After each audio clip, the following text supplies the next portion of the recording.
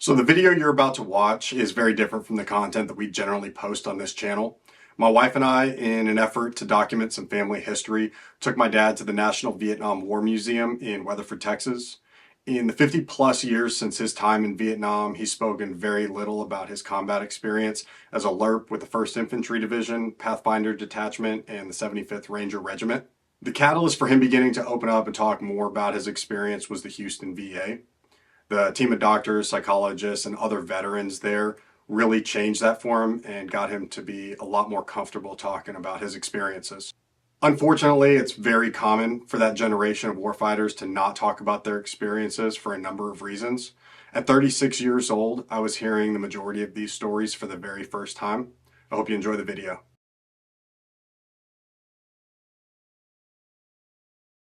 Number one, you're probably deep enough in enemy territory where you're going to have a hell of a time getting out if they know you're there. I remember seeing all these skulls at the base of the mountain. Human skulls sitting on holes. And I asked him, I said, what the fuck is this? And he said, that is the Montagnard way of saying, don't come up this mountain.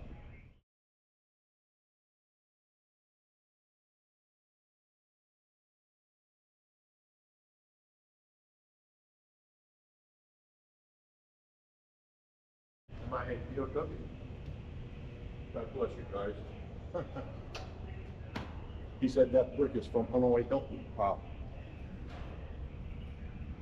So that was one of the biggest POW camps. Yeah, that was up in Hanoi. That was up in way up in North Vietnam. We had plans of going up there, but For a rescue mission? yeah, we never did. Did you ever, like when you came back, did you ever have conversations with anybody who's POW? No. Because I've heard stories where 7, 8 years, like I can't even begin to wrap my head around that they're in that sort of situation for that long, for Yeah, years. no. And then I've never met a POW. Okay.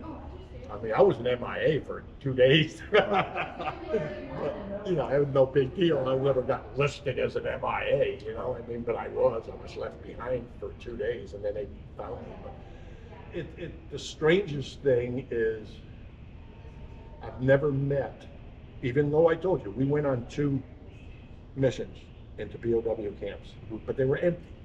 They were moved. They were gone. There was nothing there. I mean, it wasn't even.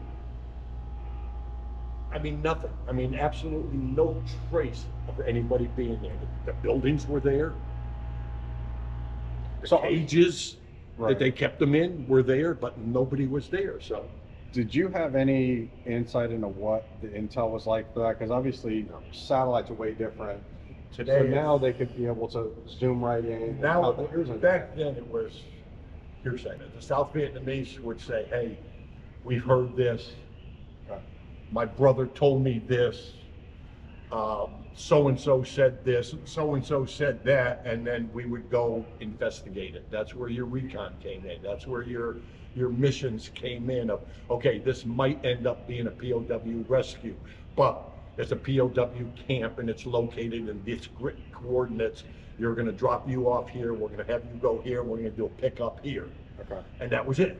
And like ideal situation, you don't fire around, it's to go confirm, extract, and then from there you need a bigger force to come out and rescue. We never, on any of those, they don't want you to make contact. Right. Okay. You know, number one, you're probably deep enough in enemy territory where you're going to have a hell of a time getting out if they know you're there. Right. So it's real quiet, behind the scenes bullshit, but I never met one. Okay. I wish I did. I'll be honest with you, I wish I did. Did y'all get a lot of your intel from the interpreters? Yep. They would be able to listen, you know, other We got radio a lot of frequencies? information from the Army, the South Vietnamese Army. Okay. You know, they would have, you know, scouts. They would have their interpreters that would work with us, and they would have their little line of communication, so to speak, right? All the way up to Hanoi. Some of them had family in Hanoi, but they were in South Vietnam, and they were North Vietnamese up there. They would have their lines of communication, and they would give us information. Not all of it worked out. Not all of it worked out. So were these the racks y'all had whenever you were back at base, or did you have kind of a, did y'all's team have more sophisticated bunkers? As far as like your, that's what I slept on. So y'all had it set up like this? Like that. Just a regular cot, you had your box and... That's it. And sometimes they were in bunkers, right? But when you were at the farm, is what I mean. When I was what? When you were at the, on base, did y'all have... Yeah. Something looked like this, or was Yeah. it a little bit more built? Yeah, it's a little bit better, but nothing major. Yeah, yeah. Here's your flak jackets. Okay. That I never fucking wore. So If I'd because... have worn that, I would have had all those fucking shrapnel shots all over my fucking body. But Is it like a very base, I mean, is it, it's not gonna stop a 7.62 round. Is it more for frags or? more against shrapnel and, you know, what the hell they call those? Claymore? Claymores. Yeah, claymore mines. Shit like that. But the thing that they forgot is that they protected this, but they didn't protect from here down or your arms. Yeah. You know, and I mean, if you look, when I don't have a suntan, you can see all my little scrapes. Right. You know, I mean, I got them all over here. You know, and they bled because they hit my veins. So I mean, I was bleeding, but it was funny because when you read that thing and they say I was profusely wounded, I wasn't profusely wounded. I was bleeding. Probably looked, Yes. looked bad. It looked a lot worse than it was because it was all surface scrapes and they hit the veins, and my next thing you know, my whole freaking thing is full of blood, and this is full of blood, and down here, you know. And I'm like, oh fuck, this guy's dying. You know, no, I wasn't. They patched me all up. They put the shit on me and sent me back out. You know, I think I was in a maybe a week. Like an infirmary type deal? Yeah. Just bandage up? And Yeah, they bandaged me up, and then and I remember very distinctly. He said, "Here's a bunch of badges, band-aids, or patches, whatever you call them, right?" He said, "Change them out every other day. See you later." Out in the field, you go. Ah, here you go. There's Uncle Tony. So you got 5th Special Forces Group. Yep. Uncle Tony. Yep. God bless his soul.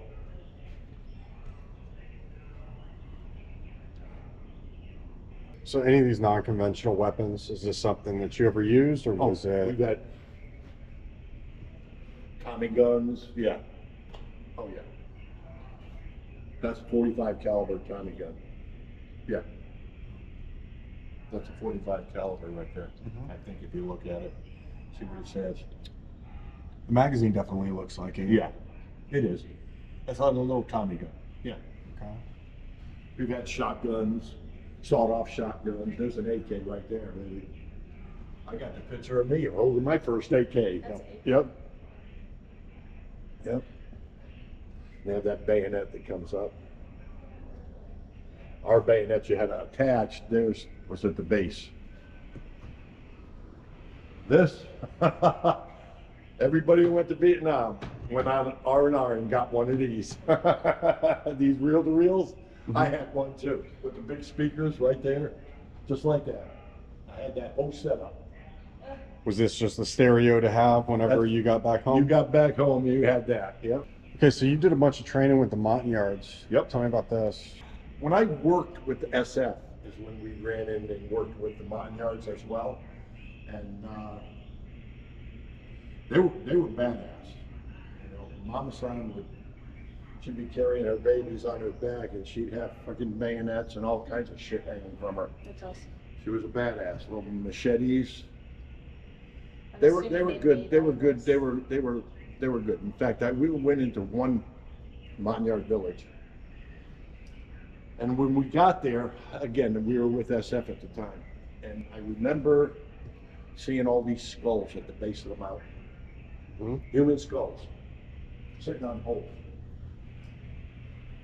And I asked him, I said, "What the fuck is this?" And he said, "That is the Montagnard way of saying, don't come up this mountain."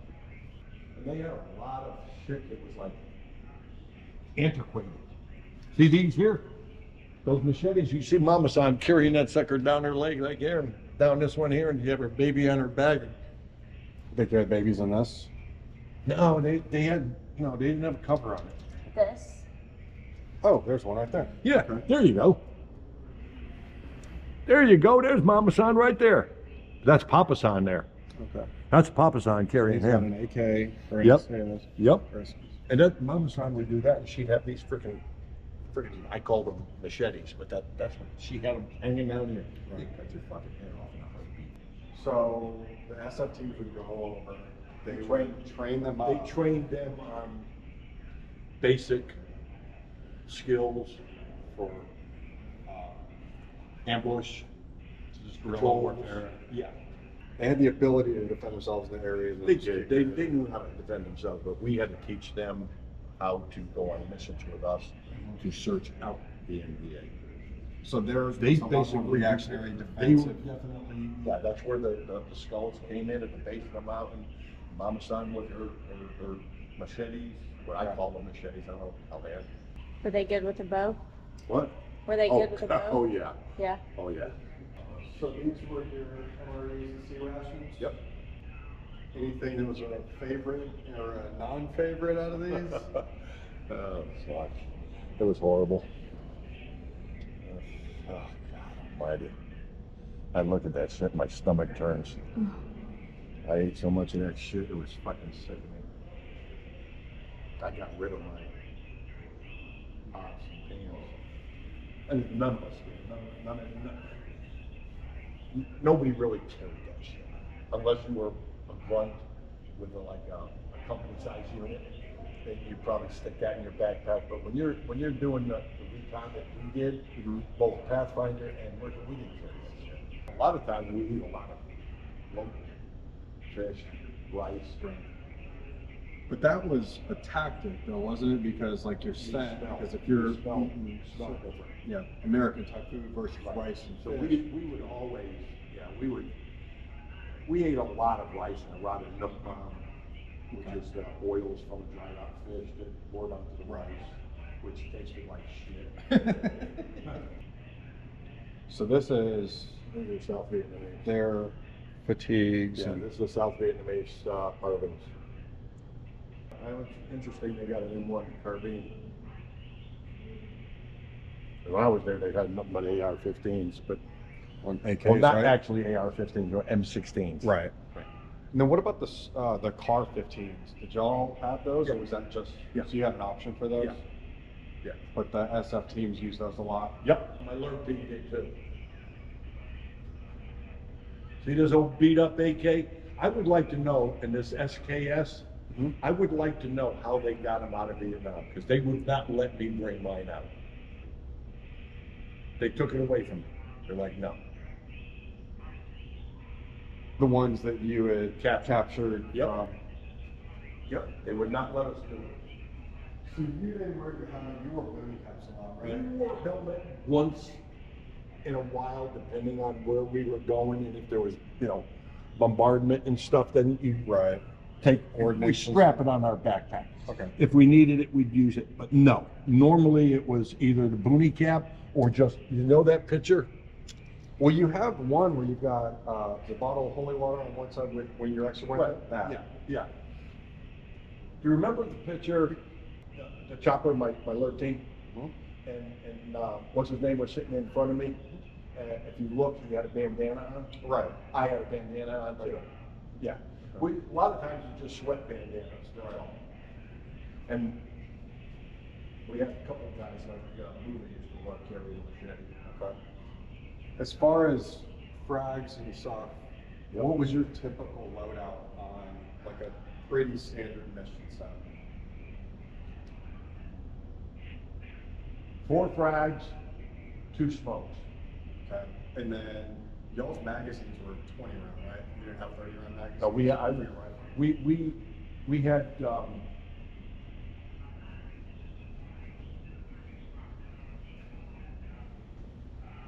we would capture these. They would work in your rifles? There's a little pin you file down and it's snap in. But, okay, so that They had was 60 rounds, they would hold 50 some odd rounds. And you would tape 2 together so that you could have a. We'd take one quick together, exchange. drop it, block it up, we'd have almost 100 rounds. Okay. Yep. So you carried the rifle, sidearm, you had the 45 you said? Yeah. Did anybody on your team, did y'all have any machine gunners or Yeah. 240s? We, depending on what we were doing, it depended on the mission that we were on. If it was all strictly recon and sneaky Pete and all that kind of stuff, you got first infantry division. Then no, you don't need a machine gunner. Right. Depending on the mission, machine gun, yes or no. And there's your M16 right there. So that was your typical carry rifle. That's it. I'm gonna. And your 72 grenade launcher. That's a 72. Did someone have that strapped to their pack just as a contingency? Oh, yeah, the 72s? Oh, yeah. Yeah, we would have 2 or 3 of them with our teams. Did y'all have the M16s that had the grenade launcher attachment, or was that not No. around? No. There was a strictly grenade launcher. Right. It's called an M79. Right. That's the one that looks It's like a thumper. Looks like a shotgun. Looks like a sawed-off shotgun. And, you know, you got the thing and you can shoot it if you want with the, what do you call it, you just thump it. And, you know, you break it open, and like huge freaking rounds that would go in it. It was an M79. This is an M72. An M72, you have to break it open, right? Do it, and then click it, and it's like a rocket. Almost like a rocket propelled grenade. Right. Backblast, you got to worry about backblast and everything else. We would have 1 or 2 of these with us, just in case we had to do anything, because they're very light. Okay. It was easy to carry. The M60, too much weapon. Okay. Too heavy. Now, when y'all did go on some of your missions, didn't Buddha carry machine gun? Was he your machine gunner at one point? He would carry it sometimes. Okay. He wasn't definitely all machine gunner, no. Okay. He'd have a thumper sometimes. Like I told you about that time we were in the helicopter, he decided to shoot it in the plane. Yeah. Is this the same bayonet? I mean, I know that's the K-bar, but is that similar to what y'all would carry? Exactly what we carry. That bayonet? Mhm. Yeah. That knife, we carried that knife without a doubt. And then that's the rifle-mounted bayonet right there. Right. That's up here on this Exactly. shelf. Yep. Yep, that's it. I guess with as many overnights as y'all did, these were the red lights? Yep. So you could not project a white light while you're reading or getting set up. Yep, and then here's your tent offensive right here. Let's see where we're at. Hand lock. Your Saigon was your southern. Saigon was here, and then you had Long Ben, Fuloy, Lai K, and I'm trying to see where Hanlock, where's Lai K? Lai K should be somewhere around here. The trail came here and ended here. This is, or here. I think it was up here. The trail ended here, and right around here was Nui Badin, Black Virgin Mountain. You did a lot of your missions Lot. there. A lot. And then you got Da Nang, Hwy, Chu Lai. This is where the Marines got their ass kicked. Okay. They had this, the 101st Airborne had to come in and save them.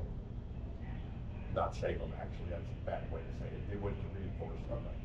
Right. See, I've been to so many of these places, you know, down here in the Delta,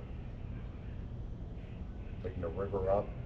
So was that when you were on those Swift boats with the UD2 guys? Yeah. So y'all go in, how would the infill start? Would you launch We would out be to on the a, sea? we would be on a mission. Okay, we'd be on a mission. We would come in, drop us off, we jump off the helicopters or whatever into our mission. We do our mission and we go over to the river to get picked up by the BBRs. Oh, so they were an extraction force. They were an extraction. Okay, you weren't getting No. infill with them. No, So infill on bird, Yeah. do your operation, and then They would whatever extract one us of out. these- Okay. Right. They would slow it down enough, you grab it in and Okay. scoop you back in the boat. So y'all are getting out. They never stopped. Right. And you said there that those miniguns were actually 50 cal? Yeah. Wow. Okay. Yeah. I mean, they had M60s. Right. But the big one up there on each one of the boats was a 50 cal. The one that has like a shield up. Yeah, that was a 50 cal. They blow the friggin' hell out of you. So here's the My Lai massacre, and you were talking about Lieutenant Calley, right? Yep, Lieutenant William Calley. Yep. They're saying they massacred over 400 women and children, men, women, and children. And this is where Victor got hurt. Okay. And that was, he was on your Pathfinder? He's my best buddy. Yeah. Okay. I had two best buddies, Mick Dixon and Victor Van Dyke. Okay. Yep. And you weren't with this, but No. Victor was there? Was that just y'all's teams got split up for different missions? So he wasn't with me in Vietnam. He was attached to the Americal. Okay. When he came back is when we talked about it. And I looked at him, I said, what happened to your face? And he told me, he said, Lieutenant Calley's up for criminal charges right now. He said, I was with him in My Lai. I'm like, what the fuck? So that's when I said, that's when we used to go to the court hearings. Okay. Victor was assigned to the Americal division Okay. as a Pathfinder. He was on this particular mission. What ended up happening to Calley? Was he found guilty? Yeah, he was found guilty, he was sentenced. But then all of a sudden it died. Didn't hear another word. So I think they let him out. Okay. That's my feeling. Right. Victor felt the same way, and so did Mick. Okay. All of us. We were the three NCOs at the Pathfinder committee that were top shelf, Right. because we were all combat vets. So we were the ones teaching everybody everything, because everybody else, even our Captain McDermott was his name. He had a, I don't think he even had this. I think all he had was good conduct medal and one other one. I mean, he never even left the United States. He was a captain. He was Captain McDermott. And he didn't know his ass was falling around. All he was doing was by the book. So Right. me, Dixon, and Van Vactor were the ones in charge of everything when it came to the Pathfinder committee. Okay. And then when we went Ranger, because the Pathfinder committee burnt down, Right. I don't know what happened to Victor.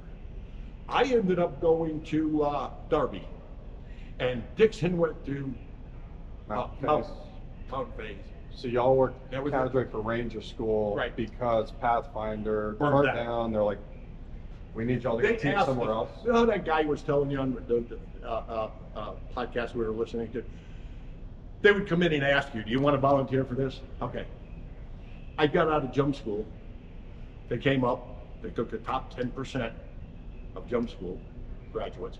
You want to go Pathfinder? What's Pathfinder? So it wasn't It's fun. even an open volunteer at that point. It's like only some of y'all. 10%, approximately 10% of the graduating airborne were asked, "You want to go Pathfinder?" Well, I remember thinking, shit, I'm sitting there saying, what the fuck's a Pathfinder? Right. And they would say, "You want to go Pathfinder or not?" I was, yeah, sure, what the hell, raise your hand. Right. Then me and Dix and Van Vactor became buddies. All of us were in Pathfinders, right? Then, when we got back from Vietnam, we all had our Purple Hearts and our medals and Pathfinders and CIBs and all that shit. Couple Then I bronze stars remember- at that time too. Okay, they all did. I had 4. I think Van Vactor had 2, and I think Mick had 2. But whatever, that's irrelevant. The thing is that then they asked us, "What do you want to do?" Well, I was with 75th, so I was like, "I'll go Pathfinder." So I'll go Pathfinder instructor. Dixon, Van Vactor did the same thing. But when that went away, you know, what do you want to do? I'll go Ranger. Well, I'll get this. I'll go through the class, become an instructor. I got my certificate. I Right. showed you my certificate, Right. right, from Fort Benning, Georgia, where I can instruct Pathfinder, Ranger, and Airborne. I was a full-blown Fort Benning instructor. Dixon had the same thing. Van Vactor had the same thing. I know Dixon went to Mountain. I went to Darby, and I know I didn't see Van Vactor anymore. So So went to Florida. we don't know. I don't know. I don't know if he even went Ranger. or probably just said, fuck it, I'm out. I don't know.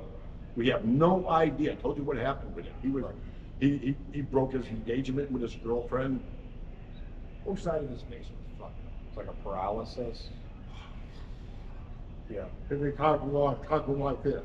The whole side of his face was just hanging. I mean, just no muscle, tone, nothing. I asked him what happened. He told me shrapnel severed some nerves. I said, man, I got fucking nailed with shrapnel all over. And he said, yeah, he said, mine hit a nerve. The White House Oval Office. Kennedy murdered. Yep. Wow. I remember all this.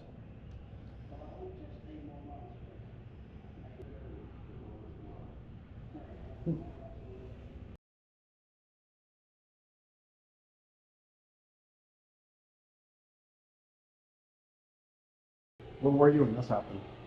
I don't remember the year. When did this happen? Does it say? 73. I just got out. I got out in 72. Could you feel that it was like funding was They getting tried to get pulled? me to go back. For the extraction, right? Yes, they wanted me back for the extraction, and General Talbot said, no way. I was ready to go. I'm like, fuck it, I'll go back, sir. He goes, no. He said, you're not going back. He probably saved my life. Yeah. Because I probably could have gotten killed back then. I don't know. But I was supposed to go back for another, for the extraction. And he said, no. General Talbot said, no, sir, you're not going back. So towards the end of yours, before, I guess in 72 was when you left the second time? Right. Could you see the writing on the wall? Was there like less funding, less risky mission sets or more risky mission? Were they trying to push the envelope more? No, the difference towards the end, when I was there, okay, I got out in 70, so it was still pretty intense. Okay. In 71, 72 is when it started slowing down, and I was not in Vietnam to be able to tell you how they reacted there and did they take care of it. I don't know. You were back at Darby, so I was back at Pathfinder at Darby, right. That's where I did my last year and a half, whatever. And when you talk about it going after this, like that's why you didn't re-up. This happens, you're just about ready for a re-up, and you're like, this is how y'all are going to treat us. I'm out of here. Yeah. Because prior to that, you had thoughts of going through the SF pipeline? My whole thing was I was going to go SF, which means I would have to enlist, get on the list to go SF, and then be there long enough to do an 18-month training. Right. SF is 18 months. Q course, Yes, sir. everything. 18 language. months. 18 months. Right. And I was like, yeah, I'll go SF. I'll be like Uncle Tony. Right. When this shit happened, I was like, fuck you and the horse you came over here on. You had no respect for us. They spit on us when we got back. You know, you couldn't get a date to save your life if you were a veteran back in those days. You had to lie and tell the girls that you never were in the military. You had to tell them you were off to college or something. They didn't want nothing to do with you. You're a baby killer. You're a woman killer. You're a fucking piece of shit. I mean, they hated us. So that was the civilian side. When you were still back The at military Benny stopped and here. Bragg, yeah, was it, I mean, I feel like kind of similar to now where your leadership. No, we were okay. We were okay when we were on base. Okay. You know, we were respected for what we did on base because, you know, it was what it was. Okay, the war was still going on, and we were the combat veterans, every one of us, and you know, that wasn't the problem. It was on the outside. So the civilian side, Oh. there was no. I mean, you couldn't. I mean, they spit on you. They literally. I remember coming in on the bus from Fort Ord, California, and they were throwing bottles at us, cans at us, calling us baby killers and shit like that. I turned around. That's what I said. You know, if you ain't gonna fucking do something to stop this shit and respect us, why do I want to stay in? Right. Fuck you. I'm out.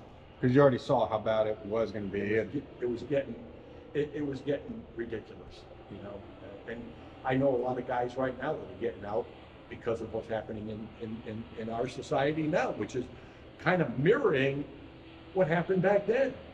You know, I mean, it's fucking bullshit. You know, you're there fighting for your country, right, wrong, or otherwise, whether you agree with it or not, and you're over there and you're fighting for your country. When you come home, you don't want your own people to spit on you. Was there like a problem with understanding how serious communism was? Because y'all got to see it firsthand. You saw people get killed because just that's how communists work. And then you come back and they're seeing, you know, I say they, I mean, My like, big thing is I used to tell people back here in the States, I used to say, I hope and pray to God that you do not have to fight communism on our shores. I've seen it.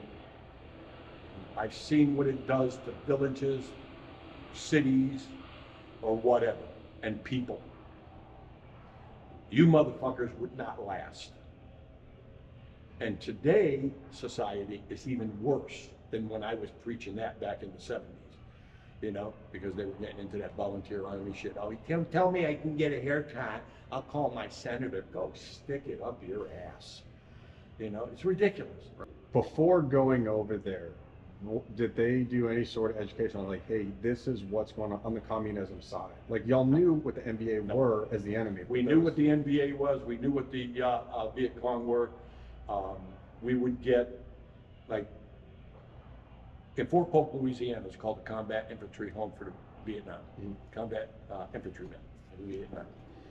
They would put us through the mock villages, Peace on Ridge. We're all mock Vietnamese villages and shit, and they torture your ass. Right. That was your SEER school? Is that what you went to SEER school? Yeah. And what they do is they give it to you in all one big piece, not little one. And they slap you in the face with that shit. So going to Fort Polk was your essentially like a workup before getting sent to Vietnam? I guess you could say that. Because if they had the village and then you did one of your SEER schools. Oh yeah. Oh yeah.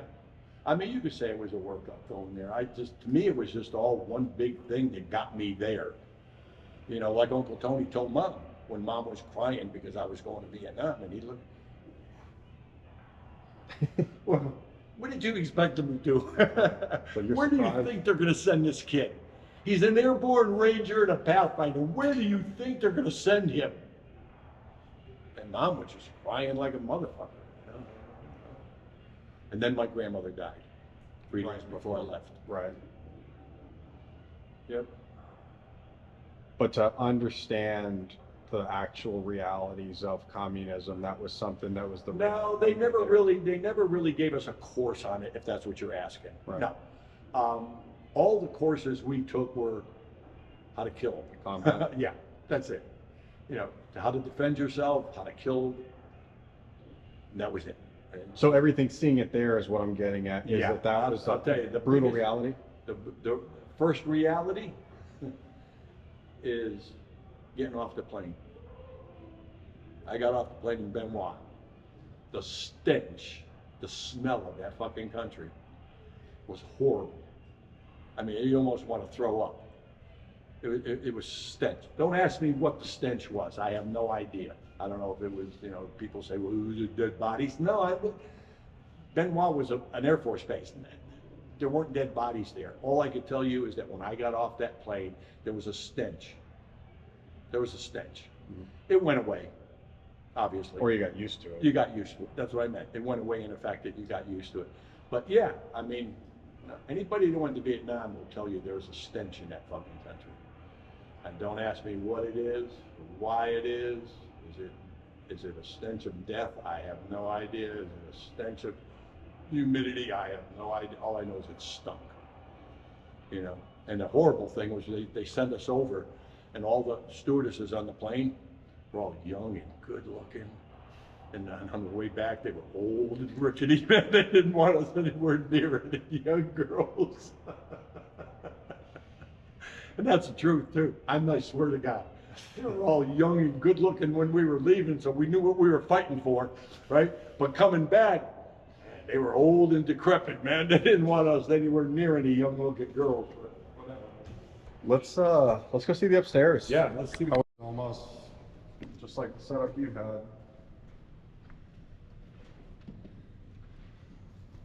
Those my jungle boots. What the hell was it like running in those? That sounds heavy.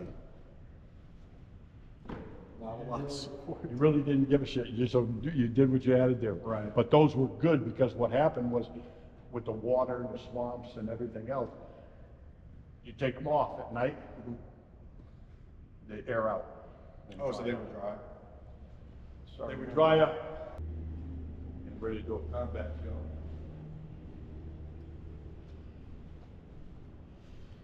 So I got a question about the What? gold stars on the wings.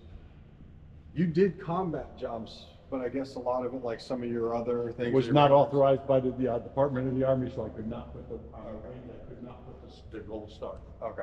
Because we did 2 jumps, Right. but they were unauthorized. We decided to do it. So y'all are on Captain wings. Kuntz and everybody else, jump. Okay. So he was the one that could sign off without having to run it further up, and he's like, "That's y'all's." But it wasn't, there was only one combat jump authorized by the DA, by the Department of the Army. And it was with the 173rd Airborne Brigade. They got massacred.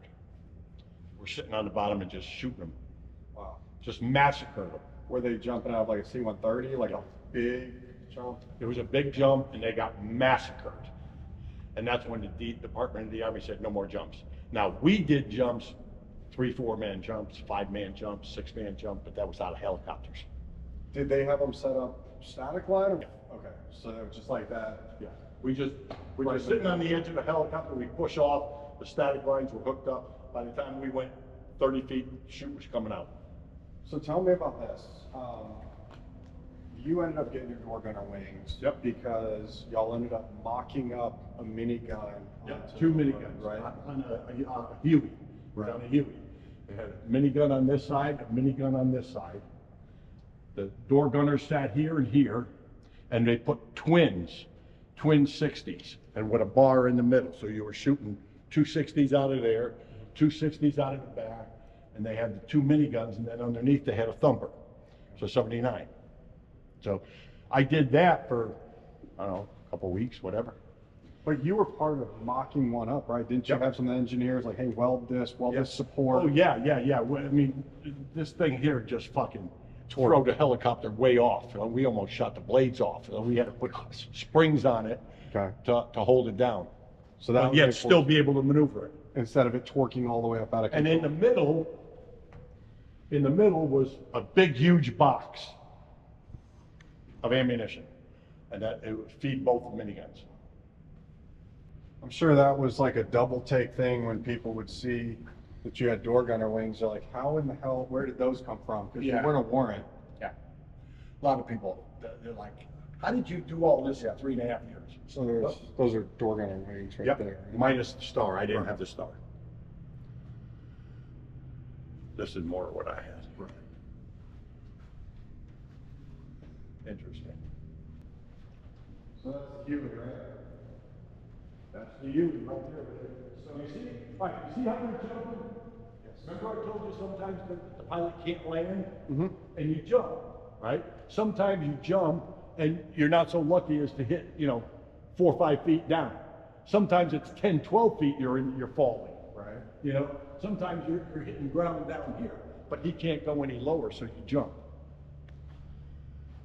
That's where we got all of our fucked up hips and everything else. Oh shit. So yeah, let's start here on this side. I mean, this is, you've got a water can that's rigged up.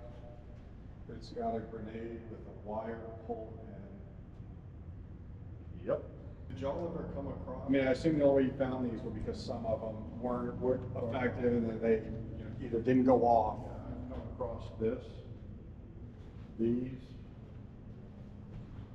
So tell me this one in the back that's basically the bow and arrow Yeah, setup. it's a, yeah, that's exactly what it is, and they would have it triggered. They would set them up different ways. they would have this pulled back, ready to go, and a string holding it back. Over here, with a water can, with a hole in the bottom of the water can. Oh, so it's draining the water Boom. slowly. Okay. Yeah, they do the same thing with mortars. You told me about that. Like they Yep. would, like they put ice in there, right? Yep. Like that was the thing. Apparently, they were still doing that in Afghanistan. Yeah. They found that out that they were putting ice in the mortars, leaving them, and then they go completely around a Go mountain on different ridge. location where you can't even find them, and then when it reaches a certain point, it released. Right. Boom! It hits the trigger, and off goes the mortar. Same thing with these bow and arrows. Okay. They would do these with tripwires. These would have tripwires, so you'd be walking down the jungle, and all of a sudden you'd get one right in the chest. So there's a tripwire there that's rigged up with Yep. some sort of a sea ration can, and I assume there's This a is, grenade. Grenade. This is a grenade. You hit the tripwire, it knocks off the grenade.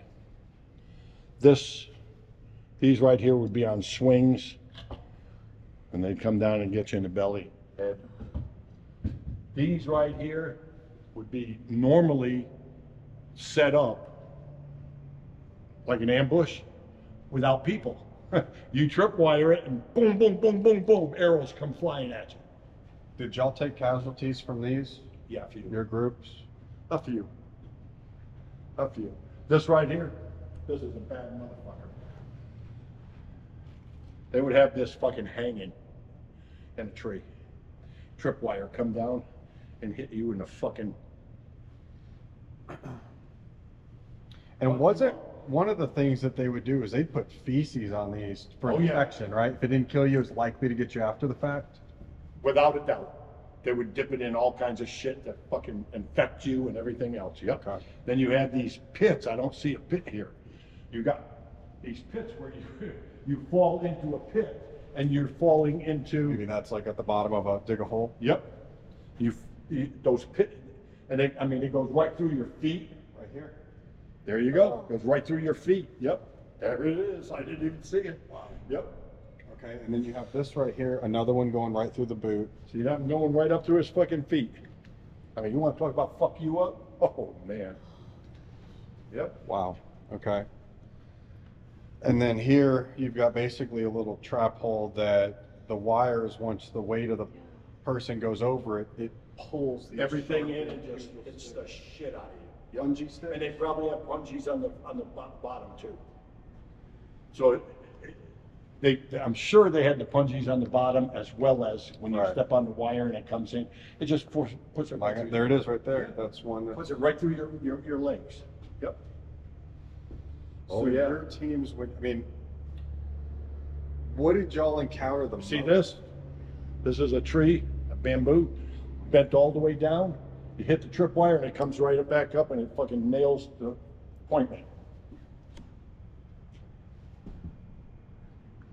So they really were genius at guerrilla warfare, and They invented job. guerrilla warfare. Right. Ho Chi Minh invented guerrilla warfare. Okay. And we were trying to adopt to, there's the flag. That's the one I had. Okay. I told you mine was the White Star. right. That's a Viet Cong flag right there. Mine had a couple bullet holes down here in the blue. It had some blood up here. And I think a hole up there, but I don't know what the hole was from. If I could find it, man, I'd love to have that back. Let's see what it says. I would love to have that back. Okay. Captured July 1969. Huh. God, I wish I could find mine. Do you remember where you got that from, what the operation was, or just go into a village and find it? No, it was a battle. We got into a fight with the Viet Cong. I don't remember the exact value. I think it was somewhere around New Badin. I would have to, if I were to guess, it's hard for me because, you know, like Emmett told me, he said, you blocked a lot out in your mind because you didn't want to fuck with this shit. It's so hard for me to remember so many things down in the nitty gritty. But we did so many missions in Nui Ba Din, Black Virgin Mountain. And there was a big Viet Cong situation there because they used to come down from the Ho Chi Minh Trail. Okay. So I would say it was somewhere around there, either An Lac, Lai Khe, maybe even Phu Loi, you know, where we ran into some, and So you got into a battle, they take 100% we killed, casualties, and then we killed, I don't know if it was 100%, some of them left, but I mean, Right. we killed a bunch of them. And then we would walk around and we'd pick up the rifles and pistols and 9mm and shit that we could find, and I found the flag and I grabbed it. Wow.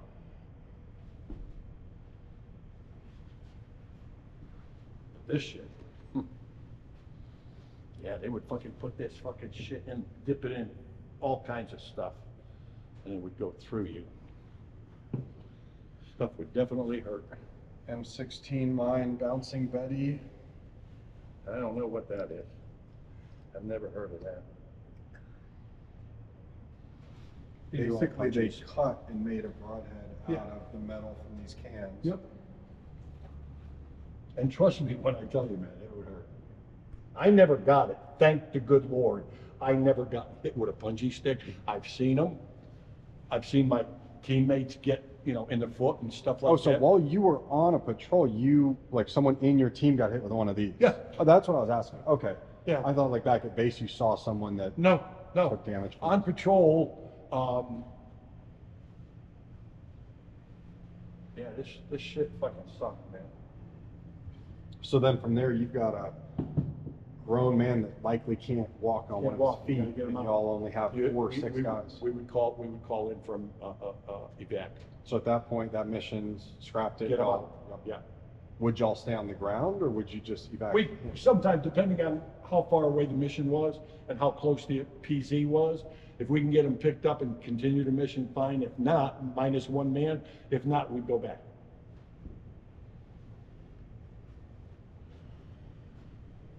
Yeah, these things. Man, oh man, wow. What fucking memories. Holy crap. They did a pretty good job on this. If you or someone you know served in Vietnam, I highly recommend a trip to the National Vietnam War Museum in Weatherford, Texas. The facility is incredible and the volunteer staff is very welcoming. Thanks so much for watching. I hope you enjoyed the video.